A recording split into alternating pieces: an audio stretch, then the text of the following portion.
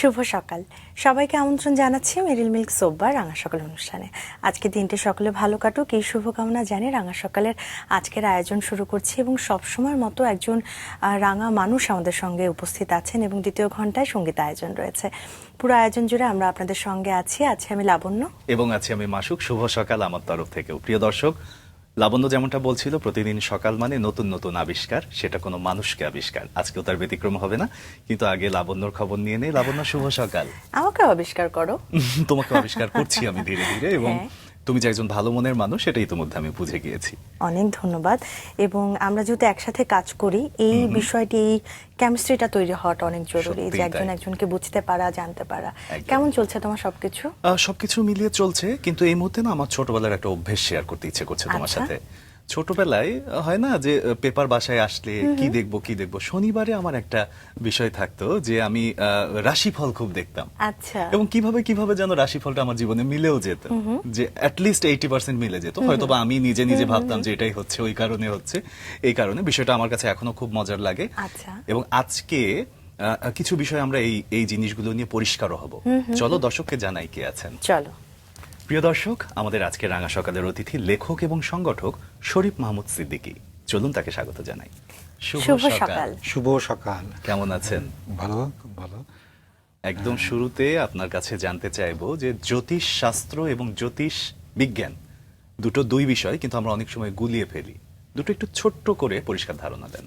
আচ্ছা, আমাদের আসলে এই জ্যোতির্বিজ্ঞানের কথা বললেই সাধারণ মানুষের ভিতরে যেটা প্রথমে ধারণা জ্যোতিষ শাস্ত্র, হাত দেখা, গণনা, এইগুলো সবার ভিতরে একটা কিউরিওসিটি আছে আর কি, এখনো আছে। এই জন্য দেখবেন যে পত্র পত্রিকাতে এবং ম্যাগাজিনে কিন্তু এইগুলো কিন্তু খুব ফলাও ভাবে প্রচারিত হয় এগুলো। তো এইটা এই ধ্যান ধারণাটা মানুষকে একটু পরিবর্তন আনতে হবে। ওটা যে সায়েন্স না, ওটা কোনো বিজ্ঞান না, ওটাকে বলা হয় সিডো সায়েন্স। এটা হচ্ছে অপবিজ্ঞান। আচ্ছা। এটা কোনো বিজ্ঞানের সাথে কোনো ধরনের সম্পর্ক নাই।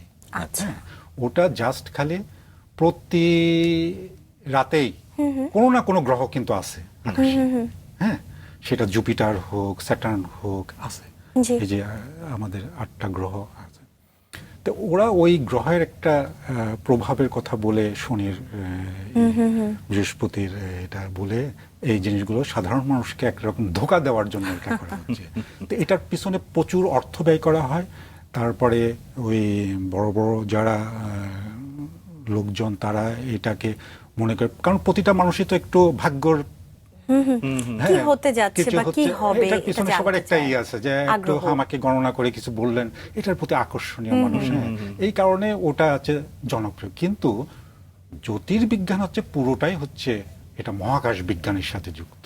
আচ্ছা। এটা আকাশে গ্রহ নক্ষত্র পর্যবেক্ষণ, এটা মূলত অবজারভেশনাল সায়েন্স, পর্যবেক্ষণমূলক। এই যে মানুষ গ্যালিলিও, কপারনিকাস, বড় বড় সায়েন্টিস্টরা যে টেলিস্কোপ দিয়ে আকাশ পর্যবেক্ষণ করে এই যে সূর্যকেন্দ্রিক মতবাদের কথা বললেন, মানুষের দীর্ঘদিন ধরে ভুল ধারণা এই পৃথিবীকে কেন্দ্র করে ঘুরতেছে, এইগুলোর থেকে বেরিয়ে এসে সায়েন্স ডেভেলপ হলো।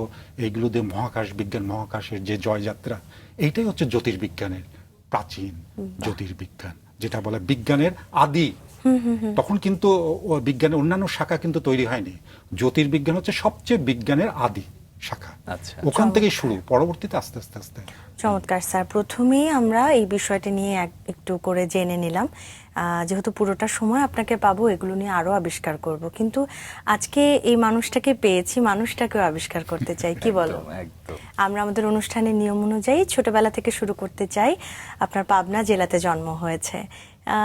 ছোটবেলার কি মনে পড়ে সেই স্মৃতি? যদিও অনেক কিছু আসলে মায়ের কাছ থেকেই শোনা হয়েছে, শুনি না একটু গল্পগুলো স্যার। আমি আমার শৈশবে যাওয়ার আগে আমি শ্রদ্ধার সাথে স্মরণ করছি, আজকে আমার এখানে আসার পিছনে যিনি সবচেয়ে বড় ভূমিকা রাখছেন সেটা হচ্ছে প্রফেসর ডক্টর জামাল নজরুল ইসলাম। উনি বাংলাদেশের একজন খুবই নামকরা সায়েন্টিস্ট, বরেণ্য বিজ্ঞানী। ওনাকে বলা হয় বিশ্বনন্দিত বিজ্ঞানী। ওনাকে নিয়ে একটা আমার বইও আছে, পরবর্তীতে আমি বলবো।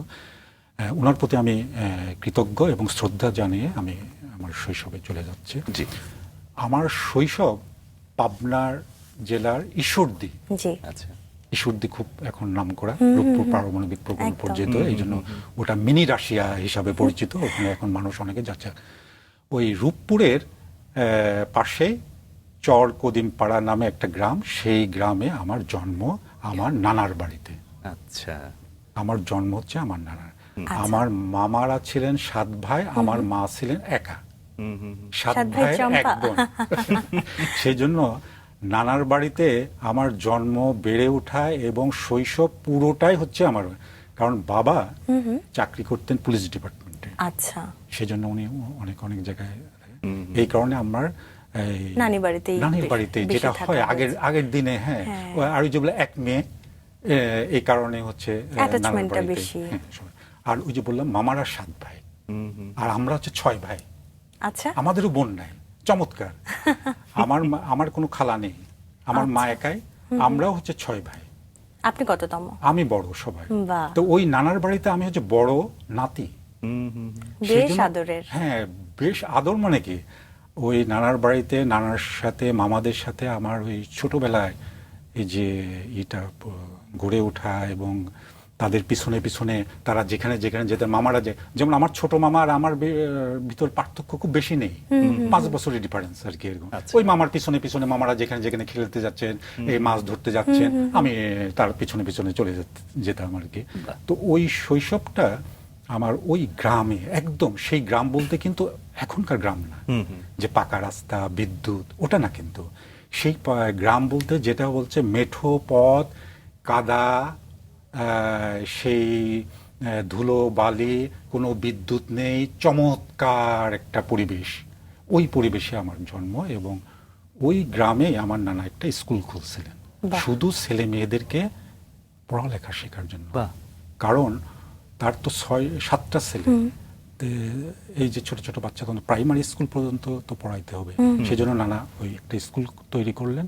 নানা অবশ্য কলকাতায় ছিলেন, সেখান থেকে ফিরে এসে দেশে এসে ওই গ্রামে তার অনেক প্রপার্টি ছিলেন, আগের মানুষের যেগুলো থাকে আর কি, তখন ওই শুধু খালি লেখাপড়া করার জন্য ওই একটা স্কুল, ওই স্কুলে আমার শৈশবে ওই প্রাইমারি পর্যন্ত নানার কাছে পড়াশোনা, মামার বাড়িতে চমৎকার পড়াশোনা, স্মৃতি।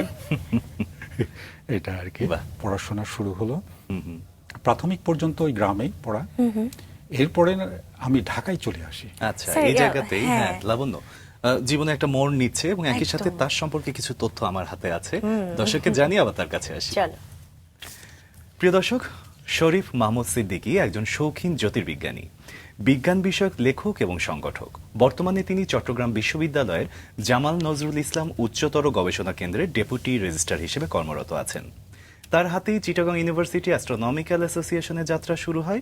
পর্যবেক্ষণ জ্যোতির্বিজ্ঞানে তার হাতে খড়ি 1986 সালে হ্যালির ধূমকেতু দেখার মধ্য দিয়ে।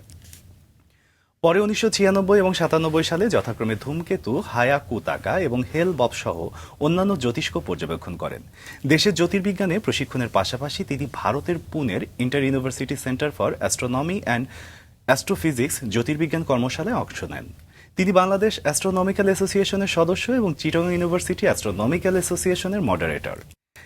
এছাড়াও তিনি বাংলাদেশ অ্যাস্ট্রোনমিক্যাল সোসাইটি এবং জ্যোতির্বিজ্ঞান অলিম্পিয়াডের সাথেও যুক্ত আছেন। তার প্রকাশিত গ্রন্থগুলোর মধ্যে বাংলার আইনস্টাইন, অমল কুমার রায়চৌধুরী, বিশ্বনন্দিত বিজ্ঞানী জামাল নজরুল ইসলাম, বাংলার আলোকিত জ্যোতির্বিজ্ঞানী, মেসিয়ে তারাকাপুঞ্জ, আবিষ্কারের ইতিকথা, নক্ষত্র, ধূমকেতু, মহাকাশ, গবেষণা মানমন্দির প্রভৃতি অন্যতম।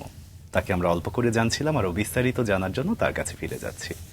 আপনি যেমনটা বলছিলেন যে ঢাকায় চলে আসলেন, ঢাকায় এসে তো একটা অন্যরকম জীবন, গ্রামীণ পরিবেশ থেকে একদম সিটি শহর। ঢাকায় আসার কি কোনো কারণ ছিল হ্যাঁ, কিনা সে ওই সময়? বাবার চাকরির সুবাদে। আচ্ছা, হ্যাঁ, বাবা যখন ঢাকা পোস্টিং হলো তখন আমরা ঢাকাতে চলে আসলাম। আচ্ছা। আমরা 6 ভাইয়ের ভিতরে তখন 2 ভাই, তিন এরকমই আমরা 3 ভাই নিয়ে একটা এবং এই রামপুরাতে সময়টা থাকতাম। আচ্ছা, রামপুরাতে থাকতাম, জি। টেলিভিশন ভবনে একদম কাছেই। কাছাকাছি থাকতাম।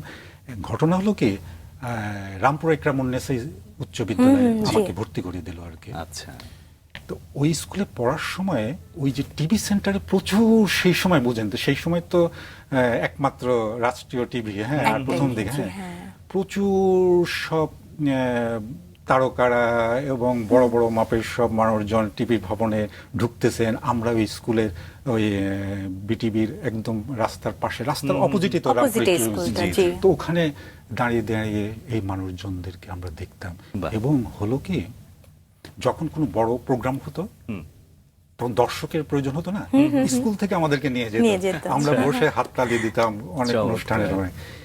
এটা কিন্তু আমার কাছে ওই যে কালচারাল একটা যে, আর ওই স্কুলটাতে বেশ কালচারাল প্রোগ্রাম হতো। আচ্ছা আচ্ছা, হ্যাঁ, নাটক। আপনি যে সময়টার কথা বলছেন অনেক বেশ আগের কথা। 70 সে সময় হ্যাঁ, দশক, হুম। সে সময় তো নিশ্চয়ই আপনি নারায়ণ নদীতেও অনেক ঘোরাফেরা করেছেন, তাই না? অনেক, পাশেই অনেক, যেহেতু পাশেই নদী, ওখানে ওই গ্রামের ভিতরে একটা হাট থাকতো, ওখানে যেতাম, ওই গ্রামীণ একটা পরিবেশের, পরিবেশ। হ্যাঁ, ওই আম কাঁঠালের সময় কাঁঠাল কেনা হতো, ওই বাবার সাথে যেতাম আর কি, নৌকা নিয়ে আচ্ছা, হ্যাঁ, আচ্ছা। ওই দিকে যেতাম।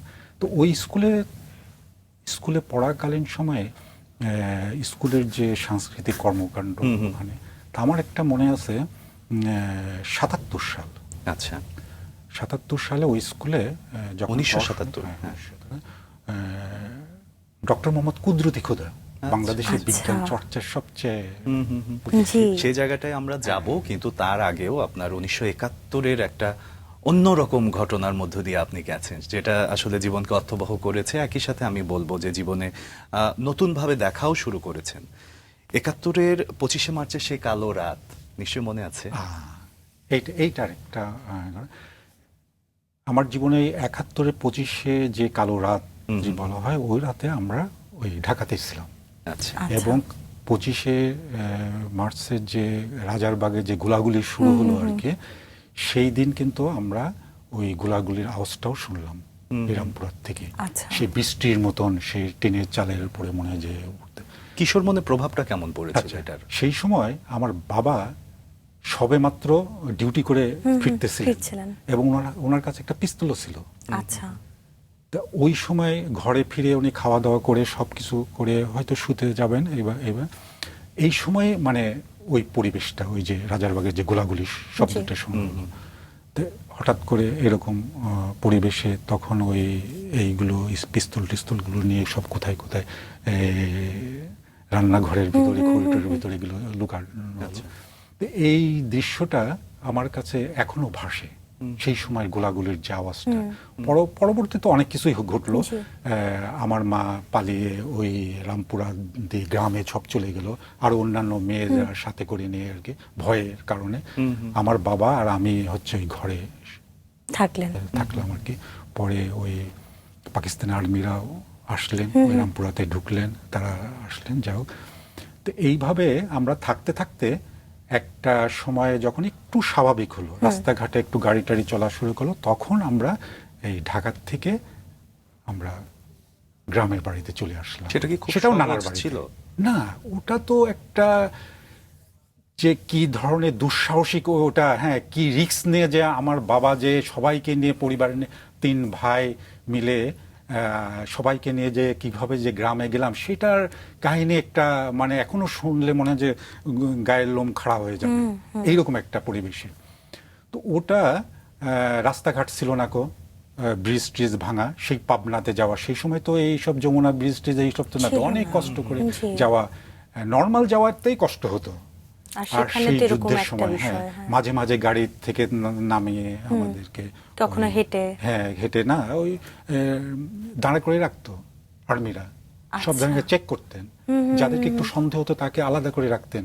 হ্যাঁ, এইভাবে করে করে তারপরে যে গাড়িতে করে যেত, অনেক সে কষ্ট করে, সেই রাতে বেলা সেই গরুর গাড়িতে করে, গাড়ি টাড়ি নাই তো, ওই ঈশ্বরদী যাওয়ার পরে গরুর গাড়িতে করে সেই নানার বাড়িতে আমরা ঢুকলাম। এটা হচ্ছে গিয়ে ওই পর্ব, যে আমরা ঢাকা থেকে কিভাবে আবার ওই পাবনাতে, মুক্তিযুদ্ধে পাবনা, একদম আমার ওই যে যেখানে জন্ম হয়েছিল নানার বাড়িতে, সেখানে ওখানে আমরা যাওয়া হলো। দেশ স্বাধীনের সময় কি পাবনাতেই ছিলেন তাহলে? দেশ স্বাধীনের সময় পাবনা ছিল। আচ্ছা। আমরা যখন ওই নানার বাড়িতে থাকি, তখন খুব মজার একটা ইয়ে আছে, ওই গ্রামে তো সব শহর থেকে মানুষজন সব তো গ্রামে চলে আসে জি। একটু আশ্রয়ের জন্য, সব চলে আসলেন গ্রামে, সকল অনেক প্রচুর লোকজন, শহরের লোকজন। দেখা গেল কি তখন একটা হলো, বন্যা হলো, প্রচুর পানি টানি হলো। তো ওই হাটের উপরে ওই গ্রামে আমার মামারা, যেহেতু মামারা বড় বড় ছিল, আমার মামা 2 মামা মুক্তিযোদ্ধা ছিলেন। আচ্ছা। হ্যাঁ, তা সরাসরি পাকিস্তান বাহ। ভারত থেকে ট্রেনিং করে এসে তো হাটের উপরে একটা দোকান দিলেন, মিষ্টির দোকান। প্রচুর আচ্ছা। হাটে মানুষ হতো, ওখানে ওই যুদ্ধের খবরাখবর শুনতেন এগুলো। ওখানে মিষ্টির দোকানে আমি তখন ছোট, ওই যাওয়ার জন্য ওই কলা গাছ দিয়ে ভেলা বানায় ওভাবে করে নৌকা করে ওই যেতাম মিষ্টি খেতে হাটের আচ্ছা। উপরে। গোল্লা টোল্লা সেই মিষ্টি গোল খাওয়ার রস, জন্য হ্যাঁ। লোভ আর কি, ওখানে যে খেয়ে। তো এই সব দৃশ্যগুলো মানে বিশেষ করে আমি বড় ছিলাম তো, আমার মা গল্পগুলো বলেন আর কি। এই মধুর স্মৃতিগুলো আসলে মধুর হয়েই থেকে যায় সব সময়। এমনিতে পরিবারের কাউকে হারাতে হয়েছে কি এই সময়টায়, 71-এর সময়টায়, নাকি সবাই ছিলেন না, পরবর্তীতে? এইটা আমার নানার বাড়িতে, যেহেতু আমার মা বললাম যে একটাই মেয়ে, তা আমরাই শুধু খালি গ্রামের বাড়ির বাইরে ছিলাম, মানে বাইরে মানে ঢাকাতে ছিলাম। সবাই জানে যে আমরা মারা গেছি একেবারে। আচ্ছা। নানার বাড়ির মামা, নানা, নানি সবাই জানে যে আমরা, কারণ সব যোগাযোগ তো বিচ্ছিন্ন, বিচ্ছিন্ন। কেউ তো জানেন না আমরা বেঁচে আছি কিনা। আর তখন তো ঢাকা এত শহরে। সহজও ছিল না সহজে যোগাযোগ ছিল না, করা। হ্যাঁ। হ্যাঁ। তারা সবাই জানে যে আমরা বেঁচে নেই। আচ্ছা। কিন্তু দুর্ভাগ্য একটা কথায়, আমার একটা ছোট ভাই, আমার ইমিডিয়েট ছোট, যে 2 নম্বর আর কি, মেজরটা, ও নানার বাড়িতে ছিল। আচ্ছা। আর আমরা সবাই হচ্ছে ঢাকাতে ছিলাম। আমার ওই নানা নানি বলতেন যে এই একটা স্মৃতি মনে হয় রেখে গেছে, যে আমরা যদি মারাও যাই তাহলে এই ওনার আমার মা একটা মানে আমরা এক মেয়ে, হ্যাঁ। একটা মেয়ের মানে একটা সন্তান রেখে গেছে, মানে নাতি। নাতি। হ্যাঁ, কি কারণে তারা ওই ঈদ থেকে মানে ঢাকাতে থেকে বেড়াতে গ্রামে বাড়িতে বেড়াতে এসে আমার ওই ভাইটা রেখে গেছিল, মানে বাড়িতে থাকবে, নানার বাড়িতে আচ্ছা। থাকবে। কিন্তু আমরা ঢাকাতেই ছিলাম, কিন্তু মাঝে এই যে যুদ্ধ বেঁধে গেল, এই কারণে আর ও আর যেতে পারে নাই। 9 মাস রক্তক্ষয়ী যুদ্ধ, বিশাল একটা পরিবর্তন। তারপরে ঢাকায় চলে এলেন, পড়াশোনা যথা নিয়মে চলছিল, এভাবেই আসলে এগিয়ে যাচ্ছিল আপনার জীবন। কিন্তু ওই সময়ে আপনার জীবনে উল্লেখযোগ্য একটা ঘটনা আছে। আমরা আসলে এই প্রজন্ম শুধুমাত্র যার কবিতা গান শুনেছি, সেই মানুষটাকে আপনি স্বচক্ষে দেখেছেন। আপনি আপনার মুখ দিয়েই বলুন, কে ছিলেন সে?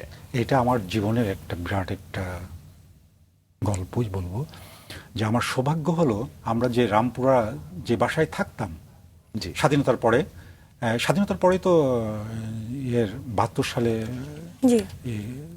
কাজী নজরুল ইসলামকে ইন্ডিয়ার থেকে নিয়ে আসা হলো জি, আর জি। কি, ঢাকায় থাকলেন আর কি। তা আমরা যে বাসায় ওখানে থাকতাম আর কি, সামনে একটা খেলার মাঠ ছিল, ওই খেলার মাঠে আমরা খেলাধুলা করতাম আর কি। আচ্ছা। একদিন দেখি, কারণ আমরা তো ছোট তখন, তো আর জানি না যে কাজী নজরুল আসবে, কোথায় আসবে, এসব তো কোনো কথা না, খেলাধুলা করছে জাস্ট খালি মাঠে। দেখলাম যে একটা গাড়ি এসে থামলো মাঠে। আচ্ছা। ঠিক আছে, পরে দেখি আমরা দৌড়াই একটু পরে গাড়ির দেখি কাছে গেলাম। হ্যাঁ, গাড়ির কাছে গেলাম, দেখি যে কাজী নজরুল ইসলামকে ধরে, তখন তো কাজী নজরুল ইসলাম একদম শেষ, উনি তো 96 সালে মারা গেলেন। তো এটা 73-74 দিকে একদম।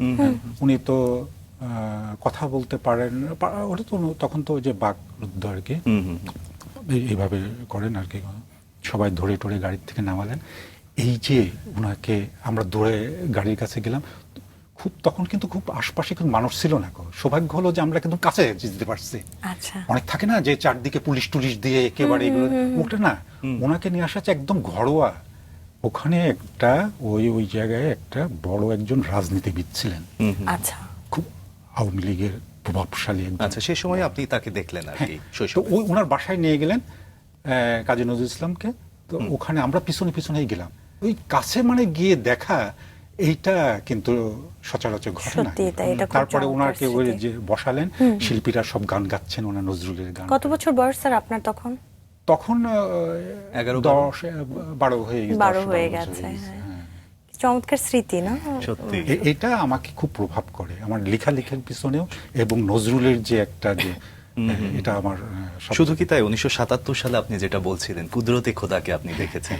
এরপরে ওই স্কুলে যে রামপুরের গ্রামে ছিল, ওখানে হলো কি ওই ডক্টর মোহাম্মদ কুদরতি খোদা, আমাদের বাংলাদেশে জি। সবচেয়ে বড় একজন, যার নামে কিন্তু সায়েন্স ল্যাবরেটরি, হ্যাঁ, উনি তো প্রতিষ্ঠা করলেন। জি। ওনার মৃত্যু উপলক্ষে ৭৭ সালে স্কুলে একটা স্মরণ সভা হলো। আচ্ছা।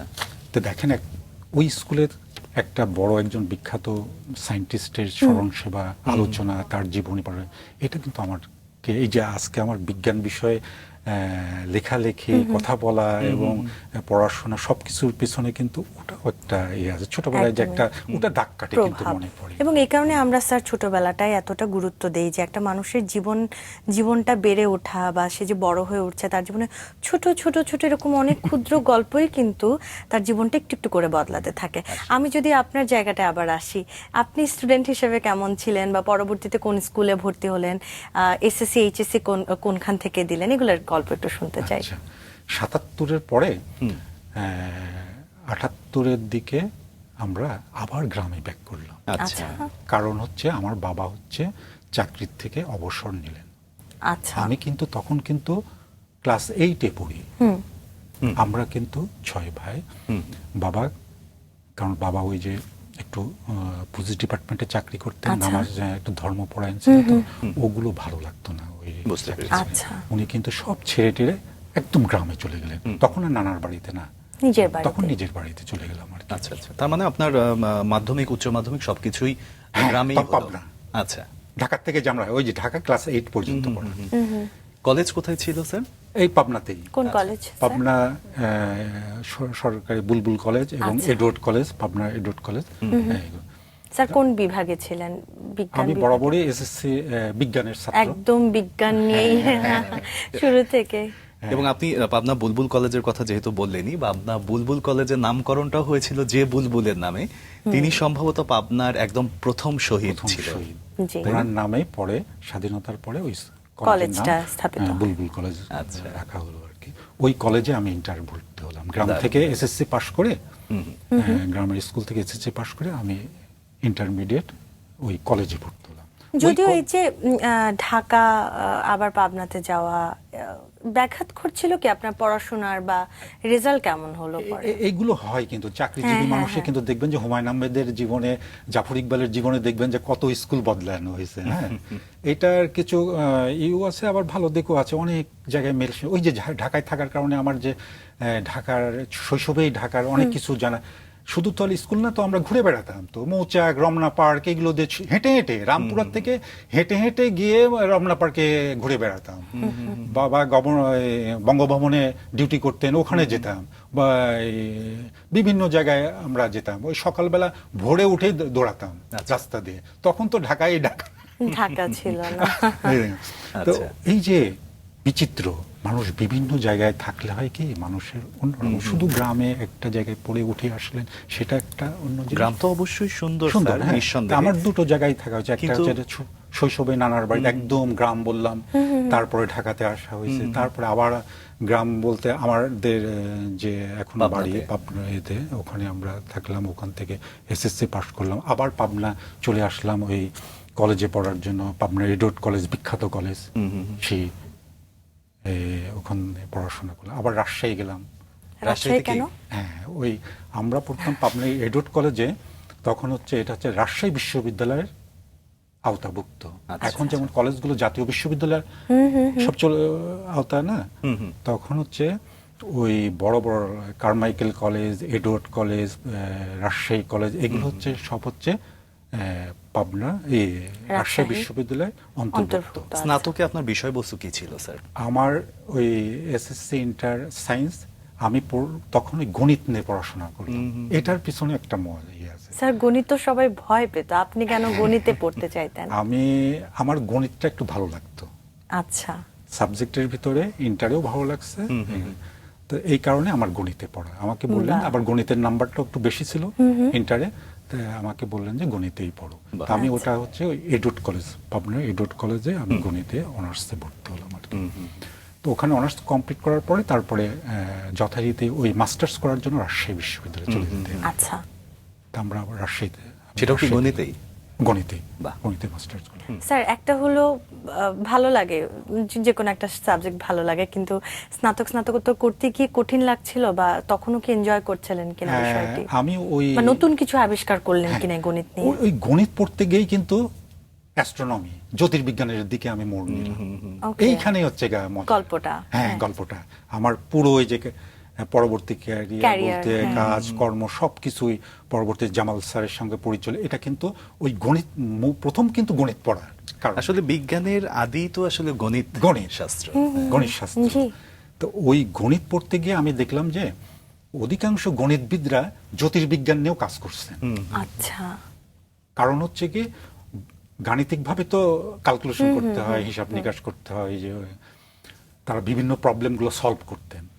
অ্যাস্ট্রোনমাররা পর্যবেক্ষণ করতেন টেলিস্কোপ দিয়ে, যন্ত্র দিয়ে, কিন্তু গণিতবিদরা অঙ্ক কষে সমাধান দিতেন। সমাধান দিতেন।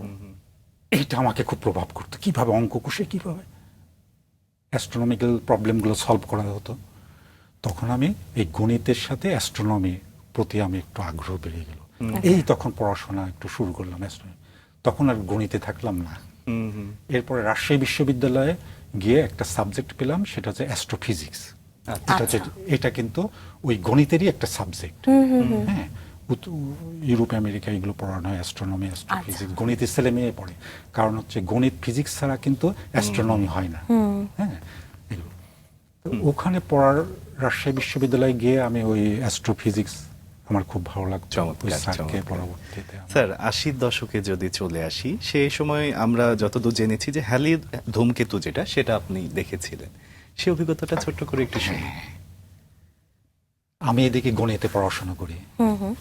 85-86 সালে হ্যালির ধূমকেতু দেখার জন্য সারা বিশ্বে তোলপাড়। ওই যে কেন বলেন তো, 76 বছর পর পর এটা আবির্ভাব ঘটে। জি। তাহলে আমি আবার পরে যে দেখবো, এটা তো কোনো নিশ্চয়, আমি তো নিশ্চয়তা মারা নেই। যাই। এই জন্য মানুষের জীবিত থাকতেই আমি এই ধূমকেতুটা দেখবো। ওকে।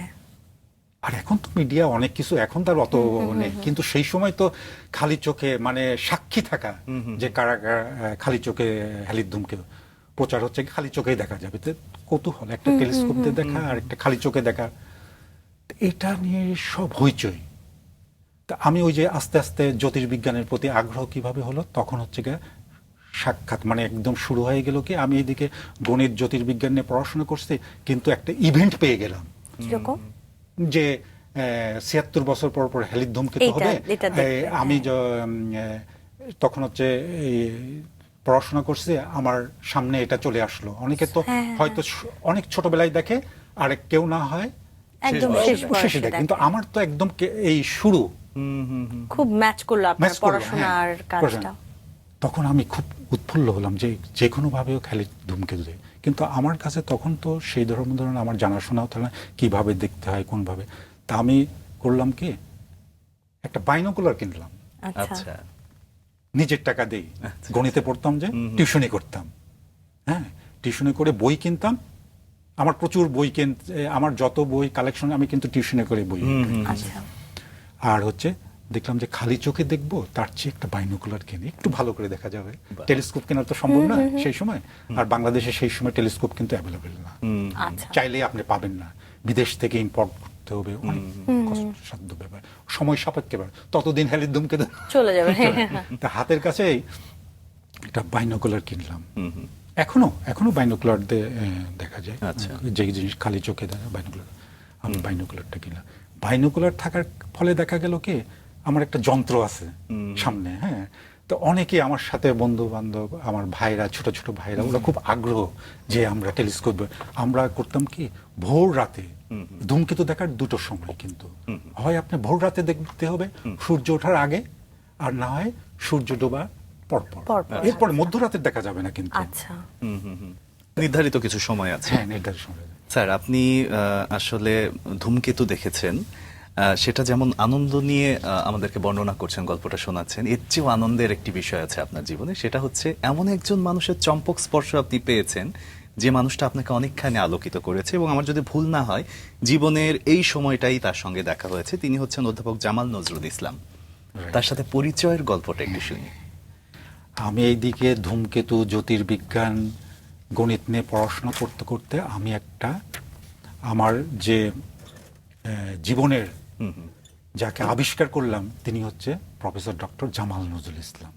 সেটা কিভাবে, ওনার একটা বইয়ের মাধ্যমে। আচ্ছা। ওনার একটা বিখ্যাত বই আছে, the ultimate fate of the universe, আর একটা কৃষ্ণ বিবর, কৃষ্ণ বিবর মানে হচ্ছে ব্ল্যাক হোল। বাংলায় ইংরেজিতে ব্ল্যাক হোল। তখন কিন্তু ব্ল্যাক হোল সম্পর্কে এত মানুষের ধারণা ছিল না। ধারণা ছিল না। খুব মানে তখন বিজ্ঞানীদের ভিতরে ব্ল্যাক হোল সম্পর্কে অজানা অনেক কিছু। সেই সময় কিন্তু জামাল স্যার ক্যামব্রিজ বিশ্ববিদ্যালয় থেকে দেশে এসে উনি কিন্তু বাংলা একাডেমির থেকে কৃষ্ণবিপুর বইটা প্রকাশ করে ফেললেন জি। আমি একটু দর্শকদের দেখিয়ে দিই। বাংলায়, মাতৃভাষায়। এই বইটা কিন্তু ভাষা সিরিজের উল্লেখযোগ্য একটা বই, কৃষ্ণবিবর। একদম। এই বইটা আমার জীবনে মোড় ঘুরিয়ে দিল। আচ্ছা। আমি জামাল স্যারকে আবিষ্কার করলাম যে এই বইটা পড়ে আমি খুব অবাক হয়ে গেলাম যে কৃষ্ণবিবরের মতন জটিল একটা বিষয় ব্ল্যাক হোল নিয়ে মাতৃভাষায় চমৎকার করে লেখা, যেখানে জামাল নজরুল ইসলাম হকিং এর সঙ্গে কাজ করছেন, হকিং এর সেই ব্ল্যাক হোল নিয়ে যে কাজ করে সেই সব তথ্য থেকে শুরু করে সব কিছু এখানে সুন্দর করে অল্প ছোট্ট পরিসরে তুলে নিয়ে আসছেন। আচ্ছা। এই বইটা পাওয়ার পরে আমি জ্যোতির্বিজ্ঞানের প্রতি আরো আগ্রহ হয়ে গেলাম। তখন হলো কি, ওনার এই বই আরেকটা বই the ultimate fate of the, এটা ক্যামব্রিজ ইউনিভার্সিটি প্রেস থেকে প্রকাশিত বই। আচ্ছা আচ্ছা। এই বইটার সন্ধান পেলাম রাজশাহী বিশ্ববিদ্যালয়ে গিয়ে। আচ্ছা। এটা হচ্ছে স্টিফেন হকিং এর যে ব্রিফ হিস্ট্রি অফ টাইম আছে, ওই একই ক্যাটাগরির বই, বিখ্যাত আচ্ছা, বই। আচ্ছা। ওটাও যেমন বিখ্যাত বই, এটা হচ্ছে যেমন। এই দুটো বই পাওয়ার পরে আমি ওনার সঙ্গে দেখা করতে হবে, যেহেতু বাংলাদেশের জ্যোতির্বিজ্ঞান নিয়ে সেই সময় কোনো প্রাতিষ্ঠানিকভাবে কোনো বড় মাপের সায়েন্টিস্ট অধ্যাপক নেই। হ্যাঁ, তো দেখলাম যে জামাল নজরুল ইসলাম, আমি নিউটনকে দেখি নাই, আইনস্টাইনকে দেখি নাই, গ্যালিলিওকে দেখি নাই, আর আমাদের দেশে এত বড় একজন, মানে নিউটন যেখানে পড়াশোনা করছে সেখানে জামাল নজরুল ইসলাম স্যার পড়াশোনা করছে, সেই ক্যামব্রিজের ট্রিনিটি কলেজে। পরবর্তীতে আইনস্টাইন যেখানে প্রিন্সটন ইউনিভার্সিটিতে গবেষণা, সেখানে জামাল নজরুল ইসলাম পোস্ট ডক করছেন। উনি সব কিছু করে দেশে ফিরে আসছেন জাস্ট বাংলাদেশের মানুষকে বিজ্ঞানমুখী করার জন্য, মৌলিক বিজ্ঞানের। এটা বিরাট একটা অবদান। উনি চিটাগং ইউনিভার্সিটির সেন্টার খুললেন। হ্যাঁ, ওটা একটা বিরাট একটা চমৎকার। এবং আপনাকেও আসলে এমন ভাবে প্রভাবিত করেছে, আপনি তার জীবনী নিয়ে বা তাকে নিয়ে রিসার্চমূলক একটি বইও লিখেছেন। বইয়ের নাম কি স্যার? এই বিশ্বনন্দিত বিজ্ঞানী জামাল নজরুল বিশ্বনন্দিত ইসলাম। বিজ্ঞানী, যেটা নিয়ে আপনি শুরুতেই বলছিলেন। এবং এত পরম কৃতজ্ঞতা নিয়ে আপনি জামাল নজরুল স্যারের কথা বলেন, আমাদের আসলে ভালো লাগে যে গুণীজনদেরকে বা বড়দেরকে আসলে এভাবেই যদি সম্মান করতে পারা যায়, শিষ্য হিসেবে বা অনুসারী হিসেবে আসলে পরিতৃপ্তির অন্ত থাকে না, তাই না স্যার? জি জি, অবশ্যই। স্যার, এই বইটা কত সালে লিখলেন? এই বইটা 14 সালে, 2014 সালে। আচ্ছা আচ্ছা দুর্ঘটনা 13 সালে উনি মারা গেলেন। আচ্ছা, খুবই দুঃখজনক। তাকে আপনি 40 বছর দেখেছেন না? আমি রাজশাহী থেকে 40 বছর ধরে 20 বছর সান্নিধ্যে ছিলাম। আচ্ছা। জামাল নজরুল ইসলাম স্যারের সঙ্গে আমি 20 বছর সান্নিধ্যে ছিলাম। আচ্ছা আচ্ছা। আমার প্রথম বই প্রকাশিত হয় এটা। যেটা মাসুক বলছিল, অমল কুমার রায় চৌধুরী, বাংলার আইনস্টাইন। বাংলার আইনস্টাইনটা বলা কিন্তু এটা খুব দুঃসাহসিক ব্যাপার। অবশ্যই। আপনি কাকে বাংলার আইনস্টাইন বলতে, একদম অপরিচিত একজন মানুষকে বাংলার আইনস্টাইন, এটা অনেকে একসেপ্ট করেননি। কিন্তু জামাল নজরুল ইসলাম স্যার এই বইয়ের মুখবন্ধ লিখে দিয়েছেন। জি জি। ঠিক আছে, তো এইটা জামাল স্যারের মতন এই ধরনের বড় একজন সায়েন্টিস্ট যদি মুখবন্ধ না লিখেন, এটা একসেপ্ট হবে না। অবশ্যই। স্যারের বই লেখার জায়গাটায় আসবার আগে যদি এই যে কাজগুলো করছিলেন বা অধ্যাপক জামাল নজরুল ইসলাম স্যারের সান্নিধ্য পাওয়া, তারপরে নিজে কিভাবে আসলে এই বিষয়গুলোর সাথে সম্পৃক্ত হলেন? এইখানে একটা ঘটনা আছে। আমি কিন্তু জামাল স্যারের সঙ্গে এইগুলো রাজশাহী পাবনায়, তখন কিন্তু আমি রাজশাহী পাবনায় এই বইগুলো, এই যে কৃষ্ণবিবর বই, এই বইগুলো নিয়ে কিন্তু আমি পাবনা বসে এবং রাজশাহী বসে এইগুলো নিয়ে আমি আমার কল্পনা ভাবনা জগৎ সবকিছু ভিতরে ভিতরে আমি কিভাবে জামাল স্যারের সঙ্গে দেখা করব, কাজ করব, এগুলো নিয়ে কিন্তু আমি ওখান থেকেই আমি তখন সিদ্ধান্ত নিয়ে গেলাম এনিহাউ যে কোনোভাবে হোক স্যারের সঙ্গে দেখা করব। আমার প্রথম দেখাতে হচ্ছে কৃষ্ণবিবর এবং ultimate fate of the universe বইটা নিয়ে স্যারের সঙ্গে দেখা করলাম। উনি বললেন যে তুমি পাবনার থেকে আসছো, পাবনার প্রতি স্যারের একটু দুর্বলতা আছে। দুর্বলতা, আচ্ছা। পাবনাতে ওনার বড় বোনের নাকি জন্ম ছিলেন, তারপরে ওনার জন্ম কিন্তু ঝিনাইদহ। আপনার জীবনে অধ্যাপক জামানুল নজরুল ইসলাম স্যারের অনেক ভূমিকা রয়েছে এবং তার সাথে অনেক দিন সান্নিধ্যে আপনার থাকা হয়েছে, বেশ 20 বছরের বেশি সময় ধরে। তো তার অনেক কিছুই তো আপনার জীবনের প্রভাব ফেলেছে। তো আমরা যদি একটু একটু আপনার কাজের জায়গাগুলোতে আবার আসি, আপনার যে 1986 সালে হেলির ধূমকেতু পর্যবেক্ষণ থেকে শুরু করে হেল-বপ বা হায়াকুতাকা ধূমকেতু দেখার একটা অভিজ্ঞতা রয়েছে, সেই বিষয়ে যদি আমরা একটু শুনতে পারি। আমি হেলির ধূমকেতু দেখলাম পাবনাতে বসে, কিন্তু ওই যে পরবর্তী যে দুটো ধূমকেতু হায়াকুতাক, হেলবব, এগুলো কিন্তু জামাল স্যারের সেন্টারে গিয়ে। তখন আমরা অ্যাস্ট্রোনমিক্যাল অ্যাসোসিয়েশন করলাম। আচ্ছা। দেখলাম যে জ্যোতির্বিজ্ঞানের প্রতি সাধারণ মানুষ থেকে শুরু করে প্রতিটা মানুষের জ্যোতির্বিজ্ঞান, আকাশে নতুন নতুন কোনো বস্তু আবির্ভাব হচ্ছে দেখার প্রতি খুব আগ্রহ। আর টেলিস্কোপ দিয়ে দেখার জন্য তো কথাই নেই। আমি ওই সেন্টারে গিয়ে দেখলাম যে ওখানে কোনো নেই আর কি, টেলিস্কোপ যন্ত্রপাতি কিছু নেই। ওটা হচ্ছে তাত্ত্বিক গবেষণা কেন্দ্র।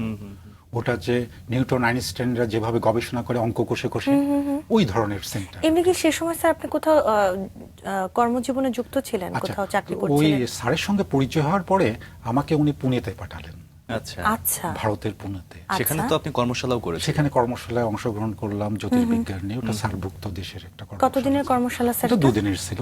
আচ্ছা। তো ওখান থেকে আসার পরে তারপরে বাংলাদেশেও বাংলাদেশ অ্যাস্ট্রোনমিক্যাল সোসাইটি একটা জ্যোতির্বিজ্ঞানের পরে কর্মশালা করছিলেন। ওখানে বাংলাদেশের সবচেয়ে জ্যোতির্বিজ্ঞানের অগ্রজ জায়গা আব্দুল জব্বার, খুব বিখ্যাত একজন, ওনাদেরকে নিয়ে ওগুলোতে আমি মানে যেখানে যেখানে অ্যাস্ট্রোনমি বাংলাদেশের মোটামুটি যারা আছে তাদের সাথে সবার সাথে আমার মোটামুটি। আচ্ছা। পরে আমি ওই জামাল স্যারের কাছে চিটাগং ইউনিভার্সিটিতে যাওয়ার পর আমার মনে হলো এইটা হচ্ছে গিয়ে জ্যোতির্বিজ্ঞানের জন্য, পর্যবেক্ষণের জন্য চিটাগং ইউনিভার্সিটি খুব পারফেক্ট জায়গা। আচ্ছা। পাহাড়, উঁচু উঁচু পাহাড়, ওখানে যদি টেলিস্কোপ দিয়ে আপনি আকাশ দেখেন এবং প্রকৃতি, লাইট পলিউশন নেই, এইটা হচ্ছে খুবই চমৎকার একটা জায়গা। শুরুটা যেমন ভাবে হলো, ধীরে ধীরে সেটা আরো বেশি পরিণত হলো এবং আমরা যেটা জেনেছি যে চিটাগং অ্যাস্ট্রোনমিক্যাল অ্যাসোসিয়েশনের প্রতিষ্ঠাতা ছিলেন আপনি। প্রতিষ্ঠা করার পিছনে ছোট্ট করে গল্পটা শুনি। আচ্ছা, আমরা ওখানে যাওয়ার পরে যে বিভিন্ন ধূমকেতুগুলো নিজে নিজেরই পরে ভাবলাম যে একটা ক্লাব হোক। আচ্ছা। ক্লাব হলে এটা কি হবে, বিভিন্ন ফ্যাকাল্টির ছেলেমেয়েরা যারা যে বাংলা পড়বে সেও জ্যোতির্বিজ্ঞানের প্রতি একটু আগ্রহী, যে হবে। ফিলসফি পড়বে, এইরকম ছেলেমেয়েদের, তার সাবজেক্ট তো আছে কিন্তু জ্যোতির্বিজ্ঞান সম্পর্কে সবার একটা আইডিয়া হোক বিশ্ববিদ্যালয়ে। তা আমরা একটা ক্লাব করলাম, সেটার নামই হচ্ছে চিটাগং ইউনিভার্সিটি অ্যাস্ট্রোনমি। একটা আছে বাংলাদেশ অ্যাস্ট্রোনমিক্যাল অ্যাসোসিয়েশন ছিল ঢাকাতে, হ্যাঁ, ওটারে আমি সদস্য ছিলাম। আচ্ছা। হ্যাঁ, আমরা চিটাগং ইউনিভার্সিটি নামে। তো ওখানে করার উদ্দেশ্য হচ্ছে গিয়ে আমরা সবাইকে নিয়ে একটা পর্যবেক্ষণ, বিভিন্ন বিজ্ঞান বিষয় এইগুলো অ্যাক্টিভিটিস গুলো যেভাবে একটা ক্লাব, একজন পর্যবেক্ষক থেকে এই যে সংগঠক হয়ে ওঠা, এটা কিন্তু দারুণ একটা ব্যাপার। কিন্তু এই সংগঠক হয়ে উঠতে গিয়ে দেখা যাচ্ছে যে যে জায়গায় আসলে আপনাদের মানে প্রাপ্তিটা হওয়ার কথা ছিল সেই জায়গায় নয়। যেমন এই যে এই কথাটা কেন বলছি, খুবই মজার, যে অনেক কিছুই আছে যে আসলে এই জায়গায় এতখানি সমৃদ্ধ হওয়া দরকার ছিল কিন্তু ততখানি নয়। সেই জায়গাটার প্রাপ্তি এবং আক্ষেপ নিয়ে যদি কিছু বলা থাকে। একটা কি ক্লাব, একটা ক্লাব কিন্তু দেখা যায় যে প্রতিষ্ঠা হওয়ার পরে যে কোনো জায়গায় গ্রামগঞ্জে অনেক প্রচুর ক্লাব হয়, কিন্তু সেটা যে বেশি দীর্ঘদিন স্থায়ী লাভ করে এটা হয় না, কিন্তু হয় না। এটা স্বাভাবিক। আর ক্লাবের কথাগুলো যে বলা হয় ওই রকমই, যেটা যে দীর্ঘদিন চলে না। আমার এই উপস্থিত আমি একটা ক্লাব করলাম, এটা যতদিন বেঁচে রাখা যায় সেভাবে। তো যা হোক, ওখানে ওটা করা মূলত হচ্ছে জ্যোতির্বিজ্ঞানকে আগ্রহী করা, সবার ভিতরে এটা ছড়িয়ে দেওয়া। আর এটার পাশাপাশি ওই যে যেহেতু আমাদের হচ্ছে স্যার ছিলেন জামানুল ইসলাম, উনি তো মহাকাশ মানে কসমোলজি নিয়ে খুব বিখ্যাত একজন। উনার বক্তব্য শোনার জন্য মানুষ ঢল নামতো এবং সেই প্রভাবটা আপনার মধ্যেও আমরা বিভিন্ন আমরা ওই ক্লাবের মাধ্যমে ওইগুলো হচ্ছে পপুলার সায়েন্স যেটা বলা হয়, জনপ্রিয় বিজ্ঞান, এইগুলো হচ্ছে ক্লাবের মাধ্যমে বিজ্ঞান বক্তৃতা। রেসপন্স কেমন পেলেন স্যার? প্রচুর ছেলে মেয়ে। প্রথম হচ্ছে একটা বক্তৃতা পর্ব থাকবে, হ্যাঁ, এরপরে হচ্ছে সরাসরি আকাশ পর্যবেক্ষণ টেলিস্কোপের মাধ্যমে। দর্শককে আপনি জায়গায় দিতে পারবেন না, এবং আপনি বিভিন্ন সময় দেখবেন যে এই এত বছর পর পর এই জিনিসটা আবির্ভাব হচ্ছে, জি।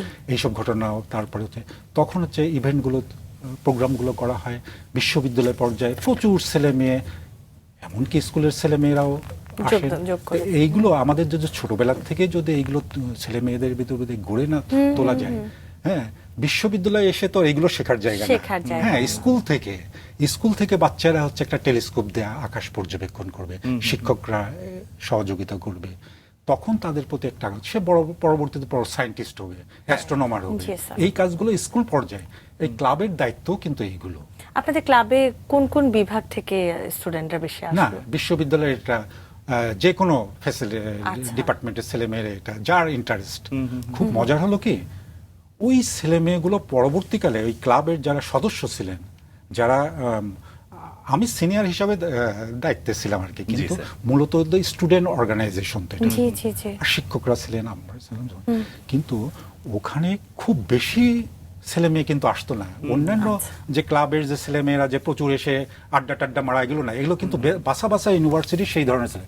কিন্তু তারা পরবর্তীকালে কিন্তু খুব বড় বড় জায়গায় কিন্তু চলে গেলেন। একদম। তারা বিশ্ববিদ্যালয়ের শিক্ষক হলেন, পিএইচডি করলেন, তারা এখন ছড়ায় ছিটে। এইটাই হচ্ছে একটা এবং ক্লাবের। এই বিজ্ঞানের এই বীজটা আসলে কোনো না কোনো ভাবে শৈশবে তাদের মধ্যে বুনন হয়েছিল বলেই, বা বিজ্ঞান ভীতিটা শৈশবে তারা জয় করতে পেরেছিল বলেই হয়তো বা এরকম। আপনারও কিন্তু শিশুদেরকে নিয়ে বেশ কিছু বিজ্ঞানের বই লেখা আছে, একটু সেই বিষয় শুনবো। বিশেষ করে নক্ষত্রর কথাই যদি আমরা এবারে দেখাই। এটা প্রথমা পাবলিশ করছে, আচ্ছা। হ্যাঁ, প্রথমা পাবলিকেশন। সেই জন্য এই বইটা কালারফুল বই, 4 কালার বই। এটা অন্যান্য প্রকাশকরা করবে না, বিদেশি বই। আমাদের দেশে এই ধরনের কত বই সালে? কম করে না। এটা হচ্ছে 2019 সালে। 19 সালে। আমার প্রথম, ভাবনা আসলো কি, যখন আমি এই বইগুলো লেখা করলাম বড়দের জন্য বিজ্ঞান জনপ্রিয় করা, তখন ভাবলাম শিশুদের জন্য তো কিছু করার দরকার। শিশুদের জন্য গল্প, বিভিন্ন ছড়া বই আছে প্রচুর, হ্যাঁ, কিন্তু বিজ্ঞান ভিত্তিক বই খুবই কম। তা একটা শিশুকে ছোটবেলায় শৈশব থেকেই তাকে বিজ্ঞান মনস্ক করে তুলতে হলে তাদের হাতে তো বই দিতে হবে। তারা বই দেখে আকাশের তারা চিনবে, ছোট ছোট, তারপর আকাশের তারাগুলো, অথবা বড়রা একটু বইটা একটু সাথে নিয়ে দেখালো যে দেখো এই তারাটা, এখন এই তারাটা আপনি দেখে আপনি রাতের বেলায় তারাটা দেখতে পারবেন, সরাসরি তাকে দেখা। এই যে কৌতূহলটা, এইটা শৈশবেই যদি গেঁথে যায়, তাহলে কিন্তু বাচ্চাদের ভিতরে ওই যে বড় হলে যে বিজ্ঞান পড়া, গণিত পড়ার কথা বলে যে ভীতি, এগুলো কিন্তু দূর হয়ে যায়। যেমনটা হয়েছিল এইগুলো আপনার শৈশবে, গ্রামের বিস্তৃত মাঠে দাঁড়িয়ে আপনি আকাশে তারা নক্ষত্র সবকিছু কিন্তু দেখতে স্যার এই যে পেতেন। সোম তারা কিংবা চিত্রা, চমৎকার। হ্যাঁ, এখানে যে কন্যা রাশি বা মিথুন রাশি, এই বিষয়গুলো যদি আপনার কাছ থেকে একটু হ্যাঁ, এইগুলো তো যে শুনতে শুরুর পারি। দিকে যে অ্যাস্ট্রোলজি মানে জ্যোতিষ শাস্ত্রের সাথে যুক্ত ছিল, যে তখন কিন্তু যে রাশিগুলো আছে না, এইগুলো কিন্তু এখনো বদলায়নি। শোনেন, এইগুলো কিন্তু এই যে 12টা যে রাশি এখনো বদলায়নি কিন্তু। তাহলে আমরা যে দুজনেই রাশিফল যে দেখি বা রাশিফল নিয়ে সবারই মোটামুটি কিউরিসিটিটা একটা আছে। সকালবেলা আমিও আসলে চেক করি যে আসলে আজকের দিনটা কেমন যাবে। এগুলো কি আসলে সত্য? না, ওগুলো তো আকাশের এই যে কোটি কোটি তারাগুলোকে একটা শেপ দেওয়ার জন্য, যে এর আকৃতিটা এইরকম, ওর আকৃতিটাই, কতগুলো তারাগুলো মিলে আপনি দেখবেন যে কল্পনা করে করে এটা এই আদম সুরত বলে না, কালপুরুষ, ওগুলো হচ্ছে মানুষ আকাশের তারাগুলোকে চেনে রাখার জন্য এই সিম্বল। কিন্তু আসলে তো পাবেন না আপনি। হ্যাঁ, এখন নামকরণ করার জন্য ওই ধরনের নামগুলো চলে আসছে। এখন ওই যারা অ্যাস্ট্রোলজার, তারা এইগুলো রাশি নিয়ে, ওই যে গ্রহের প্রভাব নিয়ে, এইগুলো মানুষের ভিতরে যাদের ভিতরে ওই যে বিজ্ঞান সচেতনতা যদি না থাকে, তাহলে আপনাকে যেভাবে বলবে সেইভাবে আপনি বিশ্বাস করবেন। একদমই তাই। স্যার, ধূমকেতু কি বিষয়ের উপর লেখা, বা এটা কি বড়দের জন্য নাকি শিশুদের? এইটাও ছোটদের জন্য, এটাও যে ছোটদের। ধূমকেতুগুলোর সাথে পরিচয় হোক। আকাশে আমরা হ্যালির ধূমকেতু সবচেয়ে জনপ্রিয়, এক কথা। এডমন্ড হ্যালি, সে একটা ধূমকেতু আবিষ্কার করে সে কিন্তু বিখ্যাত হয়ে আছেন। জি। হ্যাঁ, এইরকম যে আরো অনেক ধূমকেতু আছে, অনেক জ্যোতির্বিজ্ঞানীরা ধূমকেতু, এবং তাদের নামে খুব চমৎকার ব্যাপার, আপনি যদি একটা ধূমকেতু আবিষ্কার করেন, আপনার নামে ধূমকেতু হবে। তো কে না চায় যে আমি, সেই জন্য দেখবেন যে বিশ্বের বড় বড় সব তারা তাদের নামে দেখেন ধূমকেতু। আমি খুব ভালো লাগলো যে আমার এই সেন্সে এই বইটা করা, যে ধূমকেতুর পরিচয়, এবং পাশাপাশি দেখেন যিনি আবিষ্কারক তার পরিচয় দিলাম, তার সম্পর্কে যেমন হ্যালির ধূমকেতু আমরা শিশুরা এখানে জানো দেখছি, হ্যাঁ। যে ওনার নামে একটা ধূমকেতু। তো এই বইটা আমার ওই রকম ধূমকেতু প্লাস যারা আবিষ্কারক তাদেরকে নিয়ে এটা খুব চমৎকার। ছোটদের মনে হয়। ছবি দেখবে একটু হ্যাঁ, information গুলো খোঁজ জানবে। এটা এমন কিছু না, কিন্তু ওইটা শৈশবে যদি ওইটা গেঁথে যায়, বড় হলে কিন্তু আপনি ওই যে অ্যাস্ট্রোনমি পড়া, অ্যাস্ট্রোফিজিক্স পড়া, কসমোলজি পড়া, মহাবিশ্ব নিয়ে চিন্তা করা, গভীরে যাওয়া, এগুলো তো ভিত তৈরি করতে হবে। তুমি দর্শকদেরকে জানাচ্ছিলে মান মন্দির নিয়ে, হ্যাঁ। সেটা নিয়ে আমরা একটু শুনি। স্যার মান মন্দির এটা রচনা করলেন কত সালে? এটা হচ্ছে 23 সালে। একদম 2023 সম্প্রতি, হ্যাঁ, মানে খুব বেশি দিন হয়নি। আচ্ছা, এই বইটাই সালে। কিন্তু মূলত আমার ওই যে স্বপ্ন দেখছিলাম যেটা, জি। যে একটা মান মন্দির হবে। মান মন্দির মানে অবজারভেটরি, সেখানে বড় টেলিস্কোপ বসানো থাকবে, আকাশ পর্যবেক্ষণ। এটা বাংলাদেশে, আমাদের দেশে গড়ে ওঠেনি।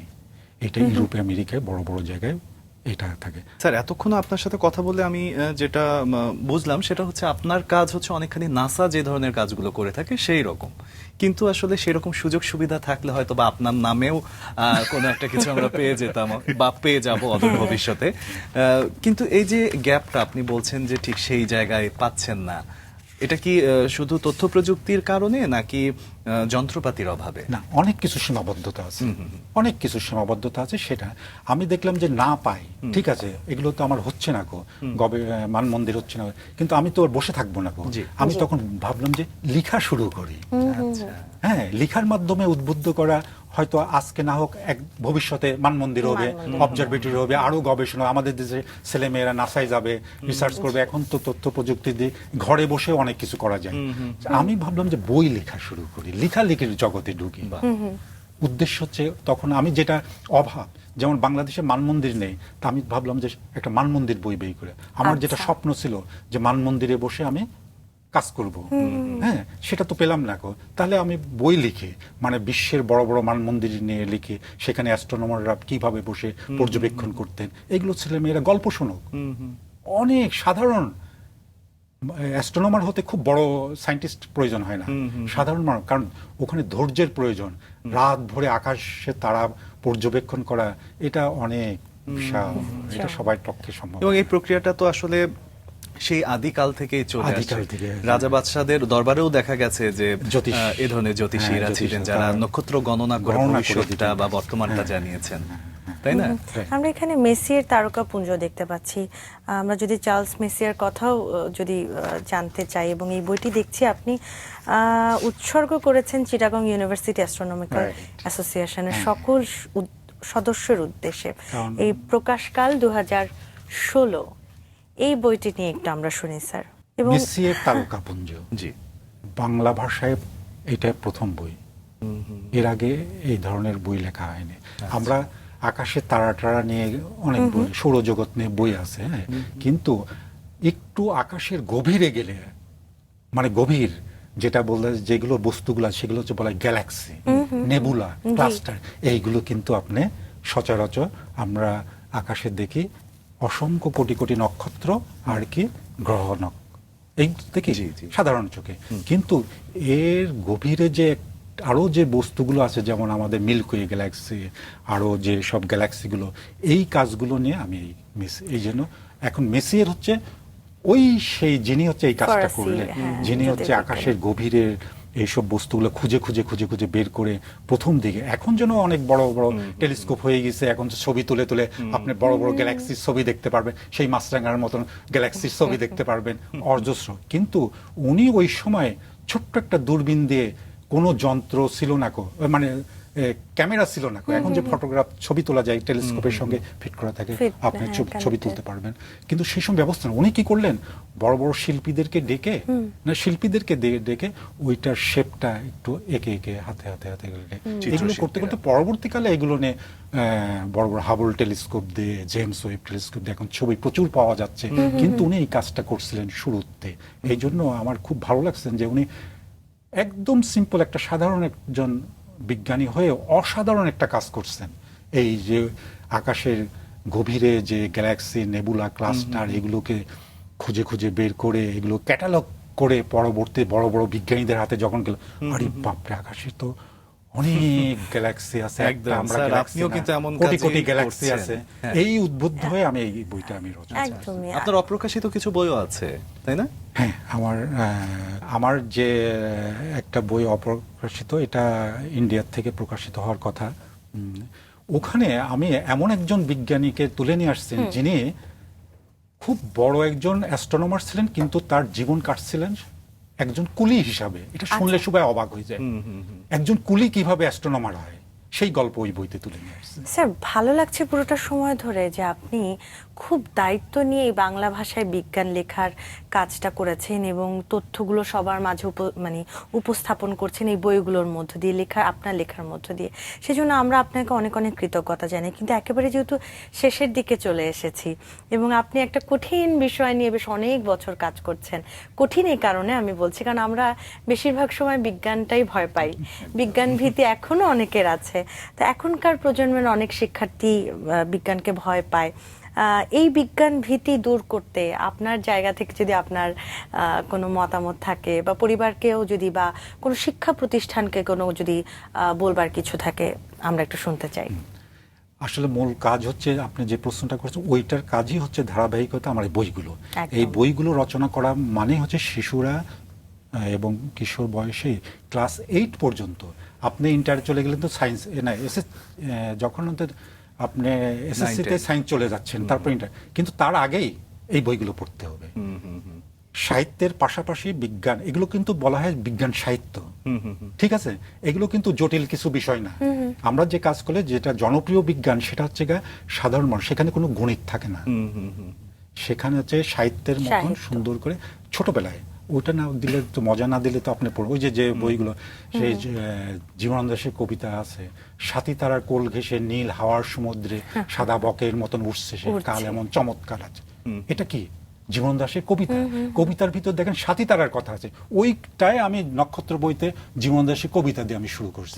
ছেলেমেয়েরা ওই কবিতার মাধ্যম দিয়ে নক্ষত্রের সাথে পরিচিত হোক, তা নাহলে তো সরাসরি আপনি গেলে তো কঠিন বিজ্ঞান।